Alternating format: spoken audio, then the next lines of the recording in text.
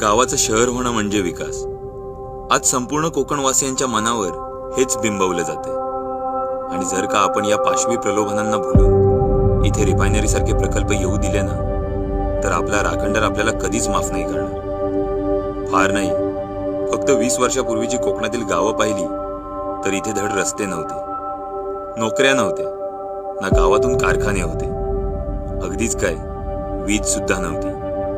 पण कोकणी माणूस काही उपाशी मरत नव्हता. का माहितीये? कारण आपली गावं स्वयंपूर्ण होती. निसर्ग चक्राला आधार मानून नैसर्गिक शेती करत होता. क्वालिटी फूड खाऊन झऱ्याचं नैसर्गिक मिनरल वॉटर पित होता. सुंदर नैसर्गिक घरं आणि माणुसकी जपणारा होता. कोकणचं हेच सौंदर्य बघायला आज जगभरातून लोक येतात. मग ते टिकवायचं की रिफायनरीच्या भट्टीत त्याची राख रांगोळी करायची, हे आपल्या हातात आहे. कोकणकरांनो,